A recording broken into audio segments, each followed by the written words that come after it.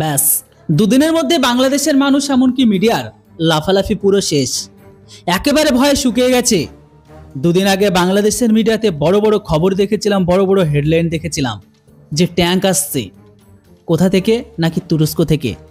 তুরস্ক থেকে নাকি বাংলাদেশের জন্য 26টা ট্যাঙ্ক কিনছে বাংলাদেশ। সেই ট্যাঙ্কগুলো নাকি ভারতের সীমানাতে রাখা হবে আর ভারতকে চমকে দেওয়া হবে তুর্কির থেকে কেনা 26টি লাইট ট্যাঙ্ক দিয়ে। তুরস্কের যে তুলপার লাইট ট্যাঙ্ক আছে সেই 26টা ট্যাঙ্ক কেনার সিদ্ধান্ত নিয়েছে বাংলাদেশ আপাতত।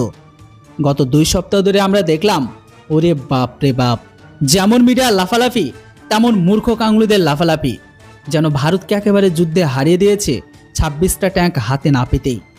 দুদিন পর ভারতের থেকে এমন একটি ভিডিওকে রিলিজ করা হয়েছে ডিআরডিও তরফ থেকে, যেখানে পোখরানের anti tank missile guided missile Nag mark 2 এর পরীক্ষা করেছে, আর তারপরে তাদের গলা শুকিয়ে গেছে, অর্থাৎ ইসলাম প্রোডাক্ট গ্রহণকারী বাংলাদেশিদের।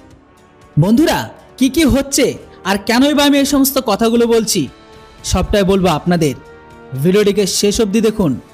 এই যে আপনারা তুরস্কের যে ছবিটিকে দেখতে পাচ্ছেন স্ক্রিনে, এটাই হচ্ছে তুরস্কের তুলপার লাইট ট্যাঙ্ক। এইরকমই 26টা ট্যাঙ্ক বাংলাদেশ সরকার কেনার সিদ্ধান্ত নিয়েছে এই মুহূর্তে। এমনিতেই দেশটা আকাউন্ট ঋণে জর্জরিত হয়ে আছে। এই মুহূর্তে আমরা দেখতে পাচ্ছি যে বাংলাদেশের সরকারি হিসাব বলছে প্রাইভেট এমনকি পাবলিক সেক্টর মিলিয়ে 2017 সালের শেষে বাংলাদেশের সার্বিক মোট ঋণ ছিল $51.14 বিলিয়ন। 2023-এর শেষে যেটা বাংলাদেশের সরকারি হিসেব, সেটা অলমোস্ট ডাবল হয়ে গেছে।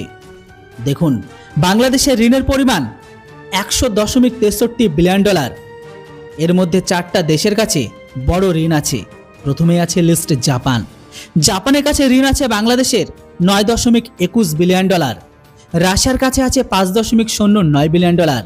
চীনের কাছে আছে $4.76 বিলিয়ন। আর ভারতের কাছে কত আছে সেটাও তো জেনে রাখুন। ভারতের কাছে আছে $1.02 বিলিয়ন। এরপরও ব্যক্তিগত ব্যবসায়ীদের কাছে থেকে আরও আলাদা আলাদা ঋণ আছে। যেমন ধরে নিন বিদ্যুৎ ক্ষেত্র, যেমন আমাদের আদানির কাছে ঋণ আছে, চীনের ব্যবসায়ীদের কাছে ঋণ আছে। অন্যদিকে আবার যে আরও 57% ঋণ আছে বিশ্বব্যাংক এমনকি এডিবির কাছে। ঋণের পরিমাণ প্রচণ্ড। এডিবি থেকে $140 কোটি মার্কিন, বিশ্বব্যাংক থেকে $96 কোটি মার্কিন ঋণ নিয়েছে বাংলাদেশ। এত ঋণ নেবার পরেও এরা ভারতকে চমকাতে নাকি তুরস্ক থেকে 26টা লাইট তুলপার ট্যাঙ্ক কিনছে। এগুলো ভারতীয় সীমান্তে রাখা হবে ভারতকে কাউন্টার করার জন্য। এমনকি ভারতকে নাকি চমকে দেওয়া হবে, যুদ্ধে ভারতকে হারিয়ে দেবে ট্যাঙ্ক নিয়ে। এই 26টা ট্যাঙ্ক তুরস্ক থেকে বাংলাদেশে এলেই।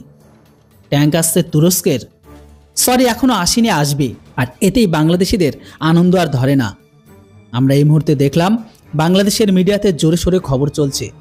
মানুষজন রীতিমতো ট্যাঙ্কের ছবি সোশ্যাল মিডিয়ায় আপলোড করে লাফাতে শুরু করেছে। এমনকি দুদিনের মধ্যেই ভারত সরকারও এটিকে কাউন্টার করার জন্য বা দেখানোর জন্য পোখরানে নাগের দাপাতেপির ছবি, ভিডিও আর আপলোড করে দিয়েছে। পরে বাংলাদেশ একদম এটাকে দেখে শুকিয়ে গেল। নাগ মার্ক 2। তো আপনাদের বলে দিই এটা কি। তো বন্ধুরা, এটা হচ্ছে ভারতের একেবারে স্বদেশী প্রযুক্তিতে তৈরি, অর্থাৎ ডিআরডিও তৈরি করা guided anti tank missile. Nag mark 2 পোখরানের একেবারে পরীক্ষা নিরীক্ষা সম্পূর্ণ কমপ্লিট। কম রেঞ্জ প্লাস বেশি রেঞ্জ দুটোই পরীক্ষা এখানে কমপ্লিট হয়েছে।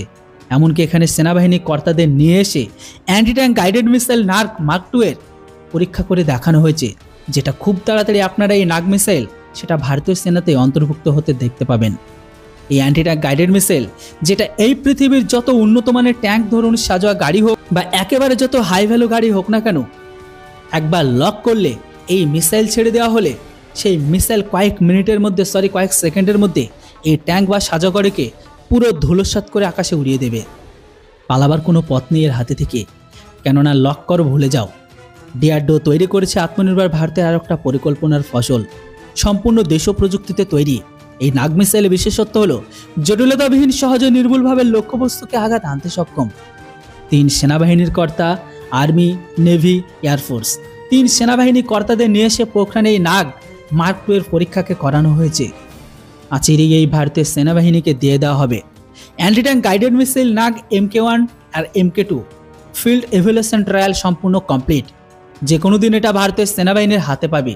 তবে এখানে সবচেয়ে বড় কথা হচ্ছে, এটা হচ্ছে এতটাই জটিলতাবিহীন, এমনকি নির্ভুলভাবে লক্ষ্যবস্তুকে আঘাত আনতে পারে। এমনকি এটি খুব সহজে এটাকে ক্যারি করা যায়। যে কোনো জায়গা থেকে এটাকে ট্যাঙ্ক বা সাজোয়া গাড়ির লক্ষ্য করে ছাড়া যায়। একবার টার্গেট লক হলে টার্গেট ওড়ানো নিশ্চিত। ওই জন্য বলছি সহজ ভাষায়, লক করার ভুলে যাও। কয়েক সেকেন্ডের মধ্যে সে ট্যাঙ্ক বা সাজাও গাড়ি বা হেভি ভেহিকেল সম্পূর্ণ উড়ে যাবে। বিশ্বের এখনকার যত শক্তিশালী ট্যাঙ্ক বা সাজাও গাড়ি হোক না কেন, নাগ মার্ক টু এই একটা পরীক্ষাতে এখন বাংলাদেশিদের গলা শুকিয়ে গেছে। আপনারা সেই ভিডিও দেখেছেন সোশ্যাল মিডিয়াতে। সীমান্তে যে কোনো রকম অপারেশন এই নাগ মার্ক টু মিসাইল সেটা দিয়ে করা সম্ভব। এই মুহূর্তে ভারতবর্ষের সেনাবাহিনীর সবচেয়ে বড় হাতিয়ার হতে যাচ্ছে। এমনকি আমরা এর আগে কিছুদিন আগে দেখেছিলাম প্রতিরক্ষামন্ত্রী রাজনাথ সিং ডিআরডিওকে অভিনন্দন জানিয়েছে।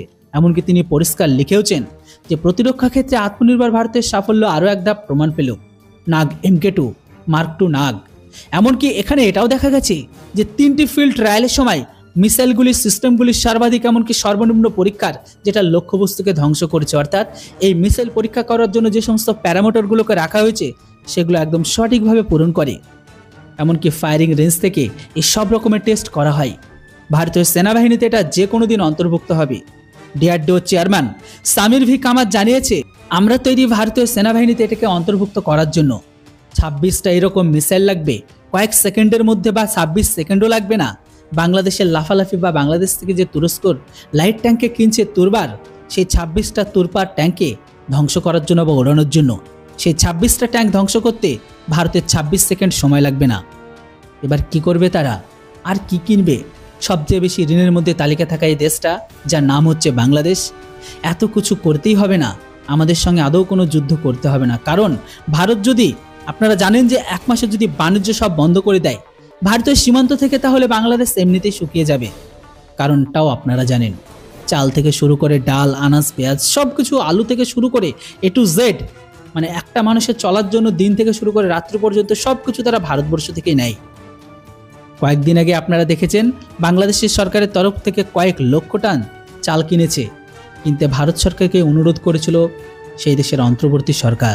বাংলাদেশ সরকারকে ভারত সরকার চালও পাঠিয়ে দিয়েছে। তাছাড়া তো বিভিন্ন সীমান্তের ব্যবসায়ীদের কাছে থেকে বাংলাদেশ ব্যবসায়ীরা চাল, আলু, পেঁয়াজ এসব তো কিনছেই। এই দেশটা এতদিন লাফাচ্ছিল যে তুরস্কের 26টা ট্যাঙ্ক কিনে নাকি ভারতের সঙ্গে যুদ্ধ করে ভারতকে চমকে দেবে, উড়িয়ে দেবে। একটা Nag mark two anti tank guided missile বিরোধীতে ট্যাঙ্কে লাগলেই এদের গল্প সব শেষ। যে মিসাইলটা, সেটাতে দেখতে পাচ্ছি যে আমাদের 26 সেকেন্ডও লাগবে না তুর্কির থেকে কেনা বাংলাদেশের 26টা ট্যাঙ্ক ওড়াতে বা ধ্বংস করতে। কি বলবেন আপনারা? বন্ধুরা, আত্মনির্ভর ভারতের ডিআরডিও দেখে দিচ্ছে যে তাদের উপর ভরসা করে, তাদের উপর ইনভেস্ট করলে ভারত কতটা এগোতে পারত, যেটা এর আগের কোনো সরকার করতে চায়নি। তার কারণ হচ্ছে এই অস্ত্র বিভিন্ন দেশ থেকে আমদানি করার মাধ্যমে লুকিয়েছিল। সবচেয়ে বেশি কাটমানির গল্প, যেটা কংগ্রেস এমনকি অন্য সরকারের আমলে এই দেশ দেখেছে। আর আজকের দিনে আত্মনির্ভর ভারত এই মুহূর্তে এই ভারতবর্ষকে পাল্টে দিচ্ছে। আশা করব আগামী কয়েক বছরের মধ্যে ভারতবর্ষ যেভাবে তাদের নির্ভরতা কমাচ্ছে অন্য দেশ থেকে অস্ত্র কেনার ক্ষেত্রে, সেটা আরও কমবে, এটাই আশা রাখছি। আপনারা কি বলবেন? সবটাই তো শুনলেন। আপনাদের মূল্যবান আর গুরুত্বপূর্ণ মতামত অবশ্যই কমেন্ট বক্সে লিখে জানান। Thanks for watching. জয় হিন্দ, বন্দে মাতরম।